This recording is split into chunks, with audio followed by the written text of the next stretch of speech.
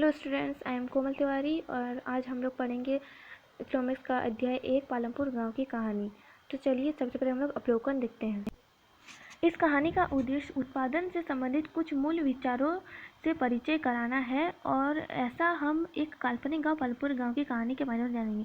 मतलब ये एक काल्पनिक गांव है, ये कोई रियल स्टोरी नहीं है। पालमपुर में खेती मुख्य क्रिया है, जबकि अन्य कई क्रियाएं जैसे लघु स्तरीय विनिर्माण, डेयरी, परिवहन और सीमित स्तर पर की जाती है। इन उत्पादन क्रियाओं के लिए विभिन्न प्रकार के संसाधनों की आवश्यकता होती है, यथा प्राकृतिक संसाधन, मानव निर्मित वस्तुएं, मानव प्रयास, मुद्रा आदि। पालमपुर की कहानी से हमें विदित होगा कि गांव में इच्छित वस्तुओं और सेवाओं को उत्पादित करने के लिए विभिन्न संसाधन किस प्रकार समायोजित होते हैं। तो इससे हमें क्या पता चलता है कि पालमपुर में जो है खेती मुख्य क्रिया है। और ये हमें इससे पहले मैंने आपको बताया कि ये जो है काल्पनिक गांव है, मतलब ये रियल, इसमें कोई मतलब सच्चाई नहीं है, ये काल्पनिक गांव के द्वारा इसमें बताया गया है। इसमें जो कुछ भी है वो काल्पनिक है, यानी सोचा गया है, खुद से लिखा गया है। तो इसमें जो है खेती मुख्य क्रिया है, उसके अन्य कई क्रियाएँ हैं, जबकि अन्य कई क्रियाएँ जैसे जो है लघु स्तरीय विनिर्माण, डेयरी, परिवहन आदि सीमित स्तर पर की जाती है, मतलब उसको कम किया जाता है, लेकिन सबसे अधिक क्या किया जाता है, खेती। इन उत्पादन क्रियाओं के लिए विभिन्न प्रकार के संसाधन की आवश्यकता होती है। तो विभिन्न प्रकार के संसाधन, जैसे कि हमें अगर खेती ही करनी तो उसमें भी हमें बहुत सारी चीज़ों के जैसे संसाधन का उपयोग होता है, जैसे कि हल होता है, ट्रैक्टर होता है और विविध किस्म के बीज हमें डालने पड़ते हैं। तो बहुत सारे संसाधनों का ज़रूरत होता है, उसमें ही बताया गया है। उसमें से प्राकृतिक संसाधन का उपयोग होता है, मानव निर्मित वस्तुएं जैसे कि हल, वो मानव निर्मित वस्तु है। प्राकृतिक संसाधन जैसे सूर्य ऊर्जा, ये सारी चीज़ों का हमें जो है उपयोग करना होता है। अब हम लोग मैंने कुछ स्लाइड बनाए हैं, चलिए इसको देखते हैं। स्थायी पूंजी वह पूंजी है जिसका निवेश व्यापार में लंबी अवधि के लिए किया गया जाता है। स्थायी पूंजी, हमने देखा कि स्थायी पूंजी वह पूंजी है जिसका निवेश व्यापार में लंबी अवधि के लिए, मतलब ज़्यादा समय के लिए किया जाता है। और इसको हमें कुछ कम समय के लिए नहीं है, हम लोग इसे अगर कुछ करते हैं तो लंबे समय के लिए, जैसे हल, उसको हम लोग एक बार लाते हैं तो उसका उपयोग हम लोग लंबे समय के लिए करते हैं। कार्यशील पूंजी व्यापार की अल्पकालीन संपत्तियों तथा देयताओं से मिलकर बनी है तथा यह दिन प्रतिदिन के व्यापारिक संचालन से संबंधित है। इसका उपयोग हम लोग कुछ समय के लिए, अल्पकालीन मतलब कुछ समय के लिए करते हैं।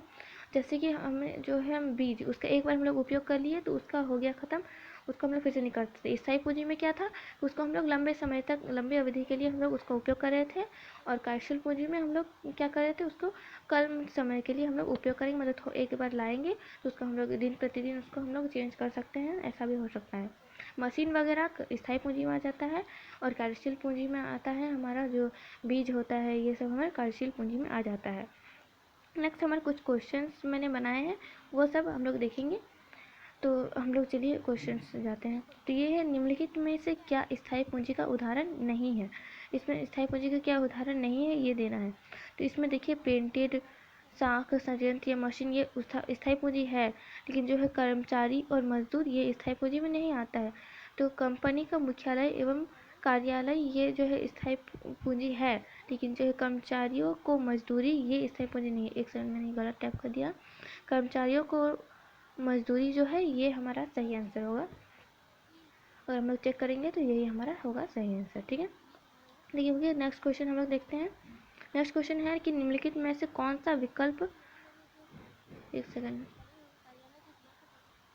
तो इसमें हमारा कर्मचारियों को मजदूरी ये हमारा सही आंसर था, क्योंकि इसमें पूछा गया था कि कौन सा उदाहरण नहीं है। अगर पूछा जाता है तो उसमें होता संयंत्र या मशीन, यानी कि कोई मशीन होता है वो हमारे लंबे समय के लिए होता है वो, और वो जो बाकी सब कर्मचारियों को मजदूरी ये जो है हम लोग चेंज कर सकते हैं। कोई कर्मचारी अगर अच्छा से काम नहीं कर उसको हम चेंज कर सकते हैं। तो निम्नलिखित में से कौन सा विकल्प कार्यशील पूंजी के समान है। वर्तमान संपत्ति, कुल संपत्ति, कुल देयताएं, स्थायी पूंजी या कुल संपत्ति। तो इसका आंसर होगा कुल संपत्ति। कुल संपत्ति जो है ये हमारा जो है कम समय के लिए होता है, तो इसलिए ये होता है। तो हम लोग का, और हम लोग चलिए नेक्स्ट स्लाइड में चलते हैं।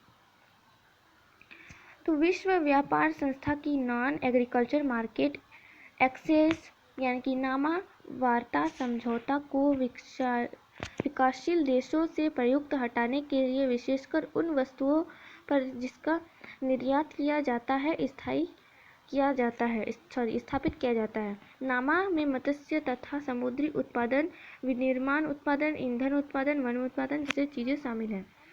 नामा जो है क्या क्या उसमें उत्पादन होता है, मछली, समुद्री उत्पादन, जो समुद्री मछली उसका उत्पादन होता है, विनिर्माण होता है, ईंधन यानी कि कोयला, पेट्रोल आदि सब का उत्पादन होता है, वन उत्पादन जैसे चीज़ें शामिल है। नामा क्या है, जो ये विश्व व्यापार संस्था है, ठीक है, जिसका फुल फॉर्म क्या है, एग्रीकल्चर मार्केट एक्सेस, इसका नामा का जो है फुल फॉर्म है। तो इससे संबंधित भी हमारा क्वेश्चन आएगा, हम लोग उसमें देखेंगे। तो निम्नलिखित उत्पादनों में से कौन सा उत्पादन नामा में शामिल नहीं है? इसमें पूछा गया है कौन सा उत्पादन शामिल नहीं है।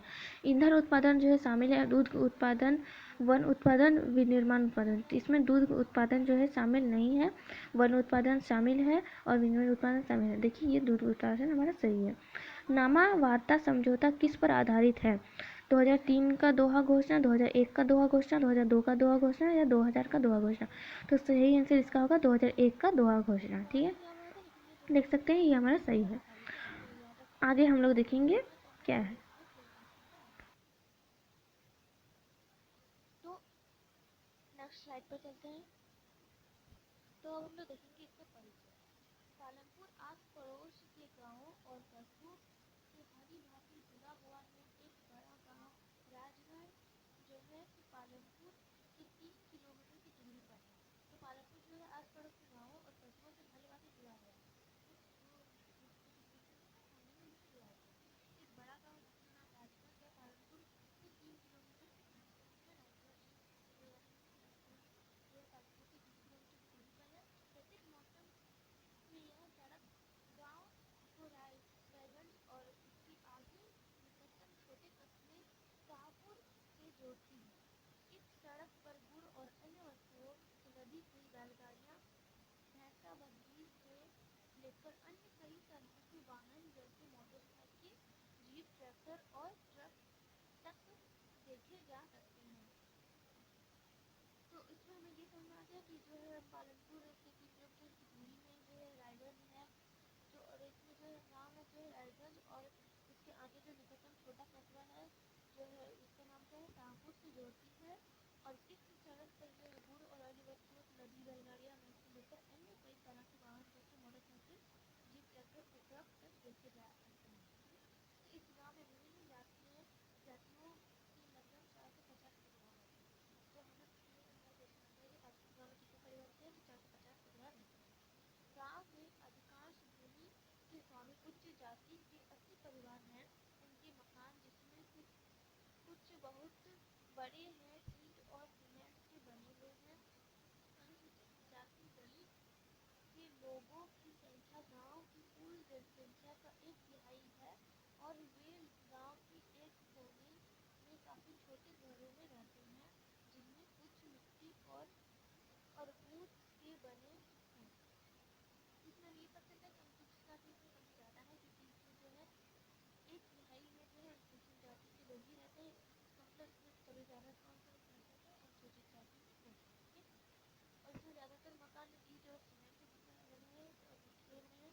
इसमें क्या है कि जो गांव के अधिकांश भूमि के स्वामी उच्च जाति के 80 परिवार, मतलब उच्च जाति के 80 परिवार हैं और सबसे ज्यादा जाति और जनसंख्या तो उच्च लोग की है। अधिकांश के घरों में बिजली है। बहुत अगर हम देखते हैं तो ये सभी बिजली से भी चलते हैं, मतलब बिजली की सुविधा जो अच्छी है इस गाँव में, और इसका उपयोग विभिन्न तरह के छोटे कार्यों के लिए भी किया जाता है। पालमपुर में 2 प्राथमिक विद्यालय, एक हाई स्कूल, गाँव में एक राजकीय प्राथमिक स्वास्थ्य केंद्र और एक निजी औषधालय भी है जहाँ रोगियों का उपचार किया जा सकता है या फिर किया जाता है। इसमें हमें क्या पता चलता है कि यहाँ बिजली की जो है अच्छी अच्छी यहाँ पे व्यवस्था है। और इसमें क्या क्या है, यहाँ पे 2 प्राथमिक विद्यालय है, एक हाई स्कूल है और एक जो है हॉस्पिटल या स्वास्थ्य केंद्र है और एक निजी औषधालय भी है जहाँ रोगियों का उपचार किया जाता है। उपयुक्त विवरण से स्पष्ट है कि पालनपुर में सड़कों, परिवहन के साधनों, बिजली, सिंचाई, विद्यालयों और स्वास्थ्य केंद्रों का पर्याप्त विकसित तंत्र है। इन सुविधाओं की तुलना अपने निकट के गाँव में उपलब्ध सुविधाओं से कीजिए। यहाँ पे कुछ करना है। एक काल्पनिक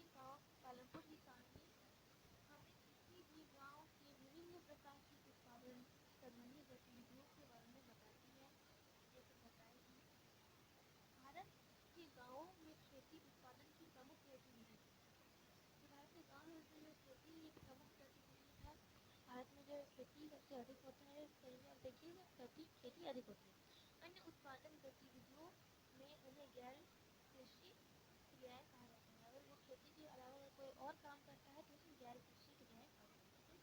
लघु विनिर्माण, परिवहन, दुकानदारी आदि शामिल है। अगर कोई जो जो दुकान अगर कोई चलाता है तो वो क्या करता है, तो उसमें उसमें क्या करते हैं, वो गैर कृषि काम कर रहा है। ठीक है, तो हम उत्पादन के बारे में कुछ सामान्य बातें जानने के बाद इन दोनों प्रकार की क्रियाओं पर विचार करेंगे। तो आगे देखेंगे, आगे हमारा है उत्पादन का संगठन। उत्पादन का उद्देश्य ऐसी वस्तुओं और सेवाएं उत्पादित करना है जिनकी हमें आवश्यकता है। वस्तुओं और सेवाओं के उत्पादन के लिए चार चीजें आवश्यक है। इसको मैं थोड़ा सा बता देती हूँ, उसके बाद हम लोग नेक्स्ट सेशन में जो है इसको अच्छी तरह से समझेंगे। तो उत्पादन का संगठन का उद्देश्य क्या है, वो ऐसी वस्तुओं और सेवाओं का उत्पादन करना है जिनमें की जिनसे हमें आवश्यकताएं हैं। जैसे कि वस्तुओं और सेवाओं के उत्पादन के लिए चार चीजें जो है आवश्यक है। क्या क्या है, भूमि, श्रम, भौतिक पूंजी, स्थायी पूंजी और कार्यशील पूंजी। ये जो भौतिक पूंजी में ही कार्यशील पूंजी और स्थायी पूंजी आती है। तो हमारा इसमें जो है चार चीजें क्या शामिल है, भूमि, श्रम, भौतिक पूंजी और मानव पूंजी। ये चार चीजें जो है इसमें शामिल है। तो ये चार चीजों के बारे में हम लोग जानेंगे। भौतिक पूंजी क्या है, भौतिक पूंजी में जो स्थायी पूंजी आता है और मानव पूंजी आता है, ये सब क्या है, ये सब हम लोग नेक्स्ट सेशन में जानेंगे। आज के लिए इतना ही। Thank you so much.